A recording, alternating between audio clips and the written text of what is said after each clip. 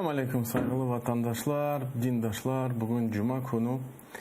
Her daim gibi adet üzere sizinle beraberlikte canlı yayında ana tilimizde Kırım Müslümanları Dini İdaresi ve bugünkü mevzumuz elbette ki Naman Çelebicahan hakkında Allah rahmet eylesin olacaktır. Naman Çelebicahan Allah rahmet eylesin milli Kureyş'imizin timsalidir. Artık 101 yıl oldu. O anda ne zaman Bolşevikler vahşice erbab, içtimai, cevval, feal bir şahsiyetin zatını öldürdüler ve hatta bile bedenini parçaladılar ve Karadeniz'e taşladılar. Onların niyeti belliydi ki, çünkü bu zat, bu şahsiyet Kırımlılarının, Kırım Tatarının milletinin bir ruhudur desek olacaktır. Nurudur idi. Çünkü yol gösteriyordu. Dikkatli olan şey bu insanlar, yani Bolşevikler ne için onun bedenini bile böyle vahşice işte taşladılar Karadeniz'e. Ben bellesem niyetleri ondaydı ki onun mezarının mekanı belli olmasın. Ama işte cahiller anlamaydılar. Bir Müslüman halk için, yani bizim için, Kırımlıların için kim Allah yolunda özünü, nefsini, malını, ruhunu, canını verse o artık şehittir ve o tirdir. Yani öyle insanlar aslında olmuyor. Ve görüyoruz ki bir asır geçti ve bu zatının işte tesirini görüyoruz hayatta. Ve bu hususta Allah subhanahu teala etti ki ayrıca Kur'an-ı Kerim'de mesela Bakara suresinde Ba'da'udhu billahi mineşşeytanirracim ve la tahsabannellezine kutilu fi sabilillahi amvat.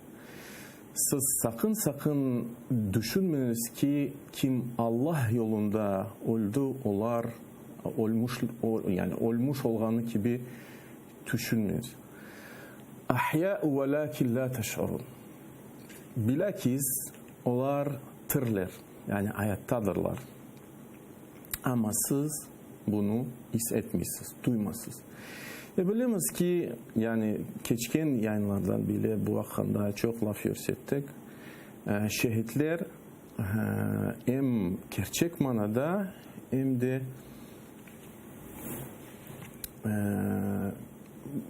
tüm manalarda tirlidir.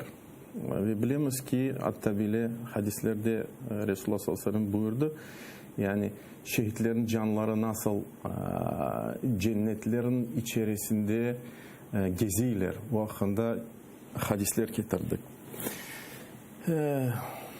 Bu yayında bugün ben sizin dikkatinizi neye çekmek isterim? Bu Naman Çelebicahan'ın bakışlarına, yani nasıl Naman Çelebicahan'ın vasıflarına, yani bu zat, çünkü ben aslında çok kendim de meraklandım ve malumatlar toplamaya tırıştım ve sizinle işte paylaşmaya isteyeyim. Çok olsa bu malumatlar Yunus Kandım kitabından alındı. Bu Kureyş Meydanı ot basmaz işte Naman Çelebicahan hakkında bir kitap. Olsun arbiyat meselesinde, olsun tahsil meselesinde, olsun kadınlarının milli harekette, mücadelemizde iştirak meselesi ve başka meseleler. Ama ben en önemli, mühim olan meselelerini şimdi müzakere ettim. Ne zaman Naman Çelebicahan doğdu? 1885 yılda Buyuk Sonak деген köyünde doğdu. İbrahim Çelebi'nin korantasında. Nasıl Naman'ın Çelebicahan'ın en yakın dostu Cafer Seydamet nasıl vasıf etti? Meraklı bir sözler, sitata. Bu sözler elbette ki Cafer Seydamet'e aittir. Böyle ayta. Yüzü ağarır. Mağlayı terper. Sanki gözyaşları daha görünmeden, toplanmadan buğğa dönüp uçup keter idi. Böyle ayta Cafer Seydamet onun hakkında. Naman'ın babası kim idi? İbrahim Çelebi idi. Ve bu işte lakap, Çelebi lakabının manası nedir? Bilemiz ki dedelerden yani karbabalarından kalan bir lakap. Nasıl peyda oldu bu lakap? Onun işte tarihi. Çelebilik unvanı Kırım Hanlığı devrinde büyük hizmetler göstergen ailelerge, horontalarga Kırım Hanlıktan, Hanedan'dan bağışlangan edi. Çelebi aslında Farsi sözü. Onun manası demek ki terbiyeli, yani lügat manası. Terbiyeli, mulayim, efendi, böyle bir mana taşı bu lakap. Naman'ın hakkında meraklı bir hatıralar. Yani onun vasfı, yani nasıl idi Naman Çelebicahan. Bu hakkında işte Şevki Bektori İstanbul'da onu görgen edi. İşte karşılaştılar. Onu gördü, tanıştı ve onun hakkında böyle bir vasıf bizge beri. Meraklı aslında. Böyle ayta. Ben onu şahsen 1908 senesinden beri tanıyım. Onun bütün arkadaşları arasında gözge çarpacak kadar ayrı üstünlükleri var idi. Temiz giyinir, tertipini sever, güzel ahlaklı ve tutumlu. Tütün ve içki içmez idi. Vakitini boş geçirmez. Çok okur ve çok çalışır idi. Çelebicahan ortadan biraz yüksek boylu. Şimdi vasıf etti onun işte fiziksel hususiyetlerini, bedenini nasıl idi? Tiknaz ve sağlam müçeli idi. Hareketleri çevik, yürüyüşü muntazam. Yürürken başını biraz öge eğer, sağına, soluna bakmaz. Özünü çok ciddi tutardı. Giyinişi, kuşanışında bile özünü mahsus ideal bir zevka sahip eder. Aradan yarım asırdan ziyade bir vakit geçkin olsa da aleda tünevin gibi gözlerimnin ogune kele. Nasıl kele? Daima temiz tuttuğu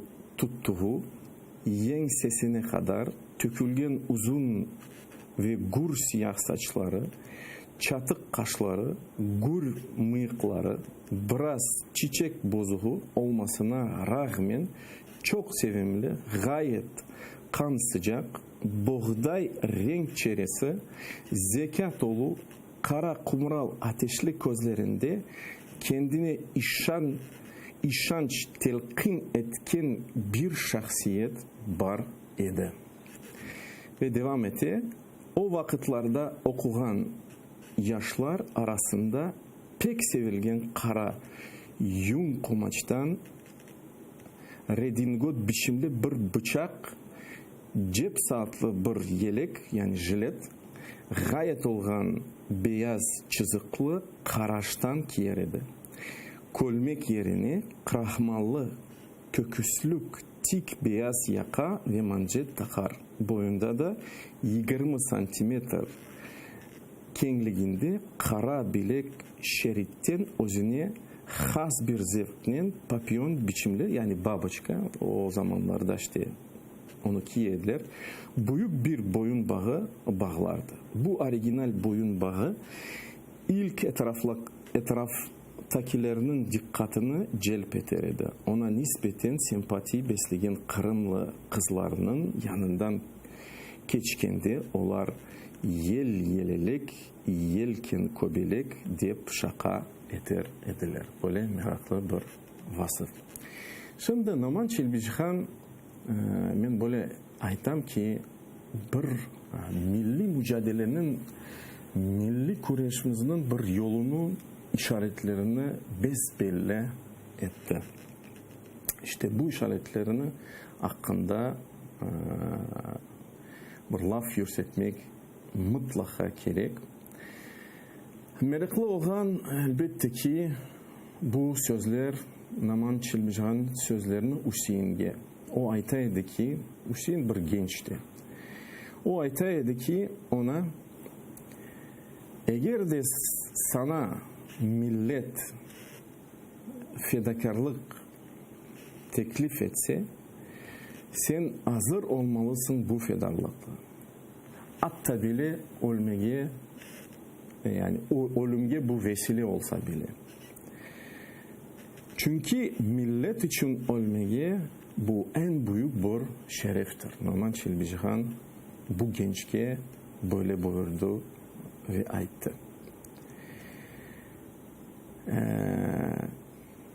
Başka bir meraklı ve mühim olan şey. Noman Çelbicihan bilemiz ki ilk tahsilini İstanbul'da aldı. Anda işte şeriat okuyordu. Ve bilemiz ki yani o vakitler çok böyle nasıl aytayım, karışık bir vakitler idi. Bilemiz ki Osmanlı devleti o zamanlarda inkılapçılar var ediler. İşte siyasi nizamını değiştirmek için. İşte bilemiz ki hatta bile bazı gençler yani o inkılapçılara, o orduğa katılmaya isteyenleri. Ama Noman Çelbicihan o gençlerge ne ayttı? Bakınız. Bu Noman Çelbicihan sözleri. Mühim olan noktada bundadır. Burada inkılapçılar orduğa dayanırlar. Onların muzaffer olacakları muhakkaktır. Fakat biz bütün Türklerinin hakiki düşmanlarını olan Ruslara karşı kurtuluş için çarpışacağımız. Buna hazırlanmak gerek degenedi Noman Çelbicihan. Demek ki Noman Çelbicihan Ruslarını hatta bile bir asır evvelse bütün Türk milletlerini hakiki düşmanı Ruslarda Kore'de. Şimdi arbiyat meselesini geçsek. Arbiyat meselesini başka bir Noman Çelbicihan'ın Allah rahmet eylesin sözleri. Yani ordu hakkında bu meselede o ne etti?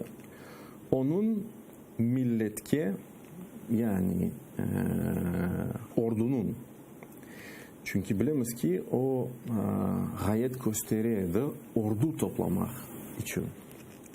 Onun milletke saadet, nur, marif vermeye borçlu olduğu şu memleket içerisinde umut ve işancı muhafaza etmek meydana gelgen kelmesi mahsus olan her türlü tehlikeye bir taraf eden memleketini felaket tufanlarına yuvarlanmaktan kurtarmak da onun, yani Kırım Müslüman İcra Komitesi'nin borcu eder. Ve askerlerge hitaben Noman Çelbicihan böyle etti. Askerler, bu Noman Çelbicihan sözlerini dikkatli dinleyiniz. Askerler, aziz kardeşler, biz 6 aydan beri sizlerini Kırım'a getirmek için hareket ettik. Ve gerçekten çok uğraştı ve bu meselede hatta işte onu karatmak için oradaki hakimiyet işte çok hatta mahsus bu meselede çaba göstergenidir. Rusya'da Naman Çelmişhan devam etti ve ayta Rusya'da baş götergen anarxiyanın Kırım'a kırmemesi için sizin buraya gelmenizni istedik. Fakat düşmanlar bizge karşı kettiler. Sizlerin buraya gelmemeniz için bütün çarelerini gördüler. Fakat diğer işlerde olğanı gibi bu işte onlar muvaffakiyetke erişalmadılar. Bugün sizin gelmenizin onların bütün ıdırınmaları atlarınızın tuyakları aslında mahv olup kettiler. Şanlı askerler, bilesiniz ki bugün Rusya anarxiya içindedir. Bu anarxiyanın Kırım'a yayılmaması ancak sizin elinizdedir. Biz sizlerini ancak Kırım'a ve Kırım Tatarlarını anarxiyadan kurtarmak, onlarını ve doğmuşlarınızın namuslarını, mallarını ve canlarını korçalamak için getirdik. Ben eminim ki sizler 3,5 seneden beri cenk meydanlarında, dağlarda, akoplarda dost ve yabancılarga öz vazifenizni nasıl eda etken olsanız vatanınızını da tışkı karışıklardan öyle muhafaza edersiniz. Yaşasın Kırım atlı polku, yaşasın Tatar askerlik. Böyle buyurgan edi. Ve sanki böyle yani abstraksiya yapsak, düşünsek sanki bu sözler hatta bile bizim için söyleni bu vakitte, bu asırda. Kim bilir, belki de yarın öbür gün aynı vaziyet şu düşman ülkede yani Rusya'da aynı da olur. Tahsil sahasında, islahçılık sahasında ne aytaydı? Yani mektepler hakkında böyle buyuraydı. Hatta %2 derecede ilim ve terbiye ile meçhus olarak hayat için hazırlanan bir talebi nişanet etme ve böyle ketse ketilmeyecektir. Çünkü bu mekteplerin gayesi yalnız okumaktır. Yani o vakitte tek okumak ve yazmak öğretildi. Ama terin ilim vermediler. Devam etti Naman Çelmişhan. Lakin ne okumak, nasıl okumak ve ne için okumak lazım olduğunu bu mekteplerinin hiçbirisi fiilen göstermemiştir. Hatta birçokusu da bunu hakiki keşf ve tayin etmemiştir. Onların ne usul idarelerinde ve ne de usulü talim ve terbiyelerinde ne bir esas ne bir rabita ve ne de bir ahanın umumu vardır. Ve bunun neticesi musfesi olarak bütün Tatar marifi ve tamamıyla perişan ve anarşi bir alda bulunar. Yani ben bilesem aynı böyle bir baksak şimdi Kırım'da, vatanımızda yani bu siyasetini hatta bile ondan da ziyesi vahşi siyasetini terbiye ve tahsilde Rusya kullanan ve sanki dersin bu sözler bizge hitabın bu kunde aytıla. Kadınlarının milli hareketki tutkan yeri. Yani Naman Çelmişhan bu hakkında ne söyledi? Bu sözler Tercüman gazetesinde getirildi. Böyle söylegeninde. Er milletinin kadınları erkeklerinin hisleri ile muhassas fikirlerini ile mütefekkir olsalar felaketlerini ile kederlenir, muvaffakiyetlerini ile tekdir eder ve alkışlarsa o millet ölmez, öldürülmez ve alçalmaz deyip yazgan idi. Ve bilemiz ki kahramanlarını kim üstüre, kim bu öte? Kadınlar elbette ki analar. Ve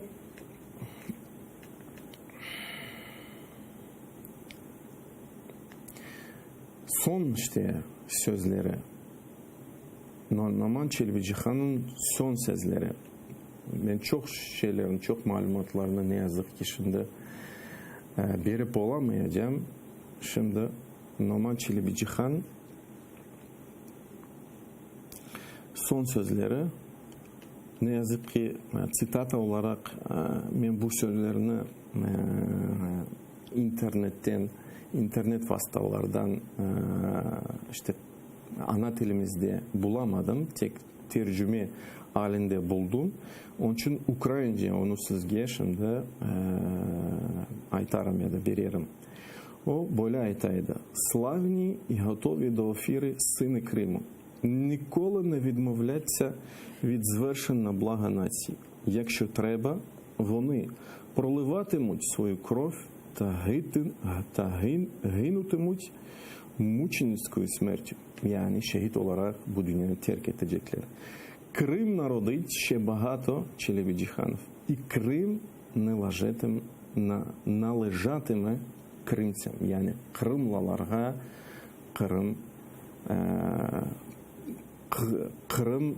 Kırımlılarga verilecektir ya da bağışlanacaktır.